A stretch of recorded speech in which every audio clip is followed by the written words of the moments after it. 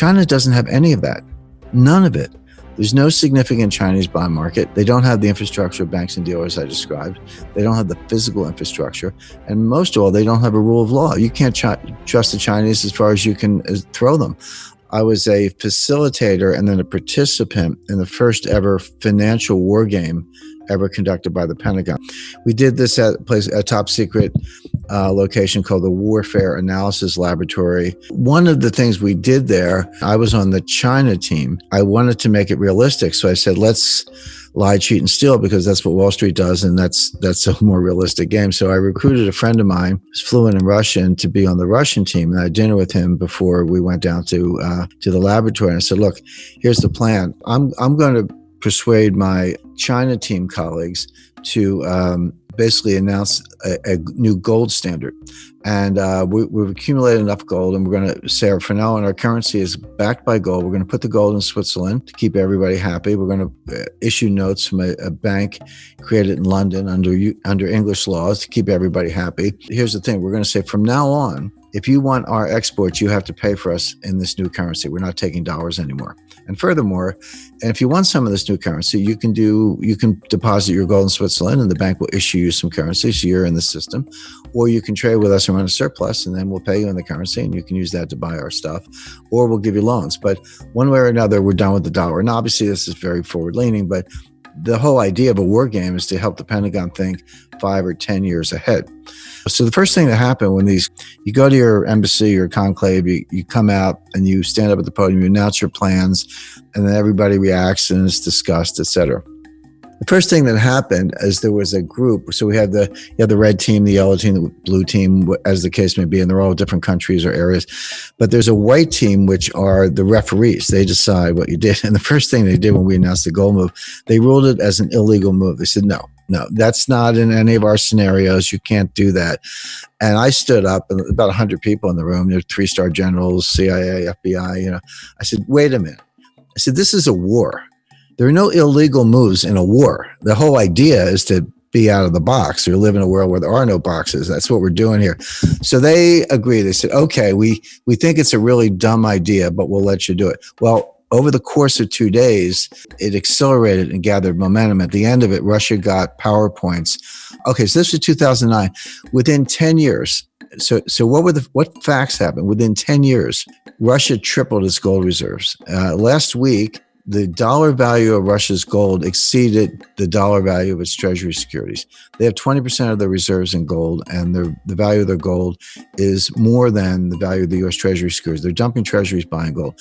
Exactly what we warned the Pentagon about 10 years ago. And here it is, and China has more than tripled its reserves. So we're not there yet, but we're moving to some kind of gold-backed world. But the point is, that was all in the war game. That's all in the book. And I made one other point. I said, currency wars don't happen all the time. They might only happen twice in a century. But when they happen, they can last for 10 or 15 years. That's how long it takes to sort out. What you describe about the Chinese money supply is absolutely correct. People in the United States complain, the Federal Reserve has printed $4 trillion in the past year. And they have printed $4 trillion in the last year. They're taking the Fed balance sheet from about 3.5 trillion to 7.5 trillion. So yeah, we printed $4 trillion in the past year. Didn't do any good, won't do any good, but we did it. But Chinese money supply is even larger and growing faster. Now, I don't want to get into the weeds on China's internal monetary policy. I could, except to say that they're grossly over-leveraged. The economy is investment-driven, not consumption-driven. They're about 45% investment. The U.S. is about 25% investment. So that gives you some idea of how investment is to the Chinese, which is actually okay if you're investing in productive assets that pay the way. They're not. They're wasting the money. I've been to China many times, been going back and forth there for 35 years. I've been out in the countryside. I don't just stick to the hotel lobby in Beijing. I got mud on my boots visiting these ghost cities.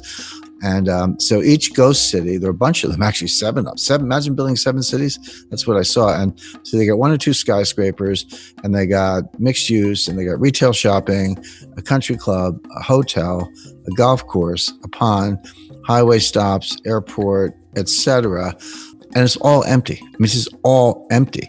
Shiny new construction, some of it still under construction, all empty. So I said to the communists, I said, what are you guys doing here? I mean, nobody's here. So, oh, don't worry. People will be coming from the countryside. And they will be populating these cities.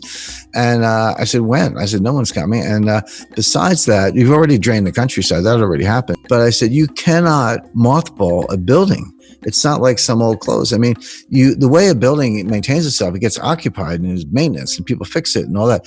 I visited, I used to travel a lot in Central Africa in the early 80s. Zaire at the time, today it's the Congo. I was in Kinshasa, but it was right after the 70s commodities boom. And they took the money, of course they wasted it, and they built these skyscrapers in Kinshasa, which is like a swampy, scary, funky, city. But there's a skyscraper, but the windows are falling out and there were rust stains running down the side and the elevators were broken. So it might have looked nice the day they built it, but it was never really used. And now it was literally, when I was there, it wasn't that much later after they built it, it was falling apart. So that's going to happen in China. My point being, if you apply, generally accepted accounting principles to their investment account, you would write it off the day they open the building because nobody's there. It's not worth anything. So they're wasting the money. They're over leveraged. They're overprinted. However, none of that has anything to do with the status of the Chinese yuan as a global reserve currency. The yuan is not a reserve currency. It will not be, probably in my lifetime, maybe never. And I'll tell you why. Because a lot of people don't understand what a reserve currency really is. You get a report from the IMF and it says, 60% of global reserves are in dollars, which is true, and about 25% are in euros, which is true. So 85% of global reserves are in dollars or euro, which means the only meaningful exchange rate in the world is the euro-US dollar cross rate. Everything else is working around the edges. You got some sterling and yen and Swiss francs and a couple other things. Aussie dollar is tiny, believe it or not, good currency, but not a big part of it. And China's like this kind of invisible 1% sliced down at the bottom. And China has $1.4 trillion in its reserves. But here's the point. It's not as if they have pallets of $100 bills stacked up in the basement of the People's Bank of China. They don't. You invest in securities. In other words, they're dollar-denominated securities. So it's not actually dollars.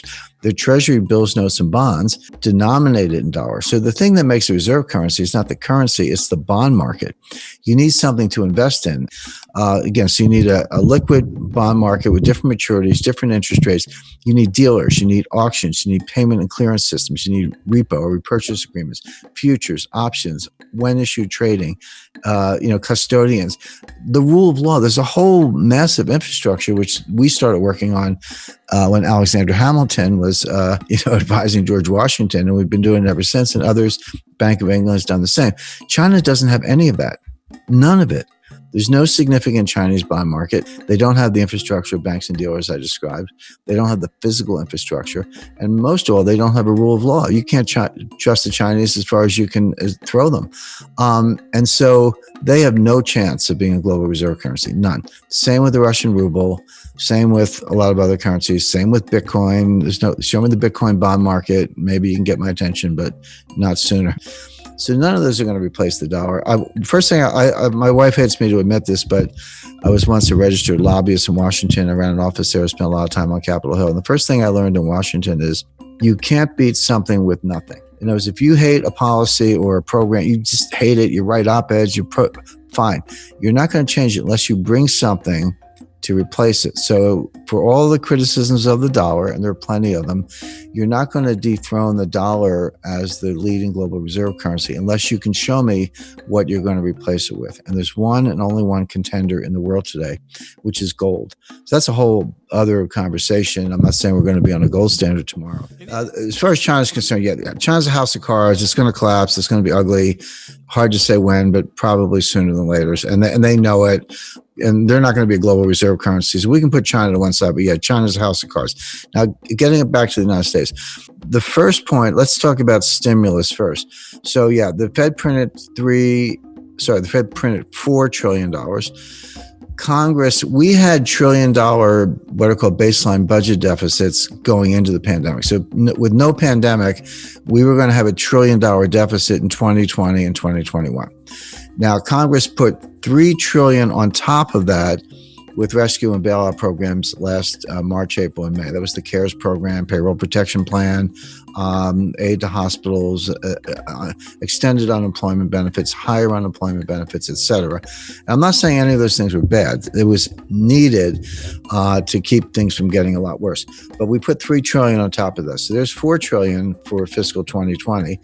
They just did $1 trillion last week in the kind of final days of the Trump administration. So that's $5 trillion. And Biden has announced his plan. He's going to have a $2 trillion rescue bailout, so-called stimulus plan now. So that's $7 trillion plus the $1 trillion baseline for fiscal 2021. So there's $8 trillion in deficit spending in 2 fiscal years, $4 trillion of money printing by the Fed. Now, those are the numbers. That's not projections. That's baked in the pie. Just don't call it stimulus. It will have no stimulative effect. Does it, again, as I say, keep the lights on? Yes. Would just some people keep their jobs last spring because their employer got payroll protection plans? Yes. Did other people benefit from increased unemployment benefits? Yes. Was a lot of that necessary because things were in such bad shape? Yes. So I'm not arguing that side of it, but it does not stimulate. It's not going to get us out of the depression. Let me be very specific as to why, because I don't make claims without backing it up. On the money supply, you can print all the money you want, but Milton Friedman was wrong. The monetarists are wrong. The Austrian school is wrong. Money printing does not cause inflation. What causes inflation is something called velocity, which is the turnover of money. The money has to be lent and spent. Banks have to be lenders. People and businesses have to be borrowers. You have to be spending it, get it in circulation, in other words, in order to potentially to have some inflation. And that's the technical name for that is velocity. Velocity is dropping, sinking like a stone. And by the way, it's been dropping since 1998. It dropped faster in the 2008 crisis. It's dropping faster today, but the trend has been very steeply down for the last 22 years. And so, nominal GDP, so the dollar value of all goods and services, leaving aside inflation, that's what we mean by nominal value. Nominal value of gross domestic product is money supply times velocity. How much money is there and how much does it turn over? Multiply one by the other, and that's your nominal GDP. And I remind people that $7 trillion times zero is zero, meaning you can print the $7 trillion, but if you don't have any velocity, you don't have an economy. And so you can understand monetary policy is a desperate race between increasing money supply and declining velocity.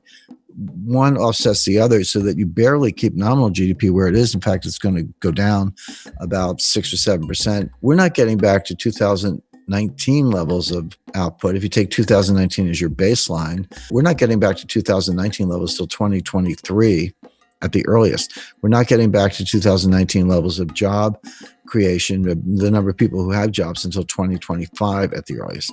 That's why I call it a depression, not a recession. Now flip over to fiscal policies. Like, hey, they're sending everybody $2,000 checks, and they are. The people are going to get those checks. And so the Wall Street, which usually gets things wrong. That's the first thing you got to know about Wall Street, because they don't really care about you. They care about rap fees and how they make money. So they're saying, all right, they're going to send out the $2,000 checks, and people are going to get those checks, and they're going to run right out. And they're going to buy a car, a refrigerator, paint the kitchen, whatever it may be. No, the first two things are true. They're going to spend the money, and they're going to borrow the money, and they're going to send people the checks. But when people get the checks, they're not spending it. What they're doing, they're saving it. They're either paying down debt, which is equivalent to savings, or they're putting the money in the bank, which is savings. So certainly if you lost your job, you're not going to take your friends out to dinner. You're going to throw the money in the bank or pay the rent. But even if you didn't lose your job, you look around, like maybe your spouse lost his job. Maybe your neighbor lost his job. Maybe you think you're next, like you have a job, but you're worried you're going to get fired next week. So you save it. And the name for that, economists call that precautionary savings, or, plain English, it's saving for a rainy day, except it's raining everywhere. So they are going to send the checks out, but people aren't going to spend it. And that's the reason you're not going to get the stimulative effect, but you are going to increase the deficit, which gets back to this debt to GDP ratio. So take the total debt divided by GDP. That's some ratio.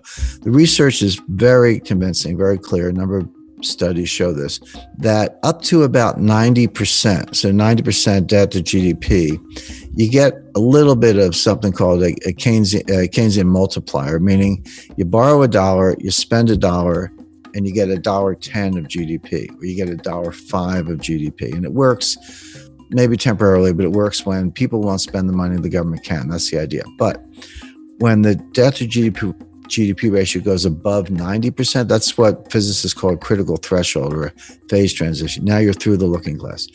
Now the Keynesian multiplier drops below 1, meaning you borrow $1, you spend $1, but you only get 90 cents of GDP. But meanwhile, the debt went up $1. So what's happening to the debt to GDP ratio? This is going up dollar for dollar, but this is going up 90 cents on the dollar. So the ratio is getting worse. Guess what the US debt to GDP ratio is today? The answer is it's about 135%. So we're way past that 90% threshold. And by the way, who's in that club? I can tell you, Lebanon, Greece, and Italy. So there's your lunch table for four, the four super debtors league. And it just gets worse. And that ratio past 90% is a headwind to growth, because people look at it and are like, hey, I don't have a PhD in economics, but I just don't like what I see. And people understand correctly, and this is the behavioral adaptation that policymakers on Wall Street do not understand. But the behavioral adaptations, people look at it and say, I don't know how this is going to end, but it's going to end. We're either going to have a default, or we're going to have something like hyperinflation to make the debt go away, or they're going to raise my taxes. Not sure which, maybe all of the above, but I have to save more money to meet my lifetime goals in the face of some bad outcome that's going to come out of this. That's the real world behavior, and economists know very little about the real world. So the point is, increasing the money supply doesn't work because velocity is declining. Increasing deficits doesn't work because people are saving, not spending, and they're preparing for worse outcomes. So neither one of these, you can call it money printing or spending, but don't call it stimulus, because it doesn't stimulate. We're not getting out of this. And that's why I call my book The New Great Depression.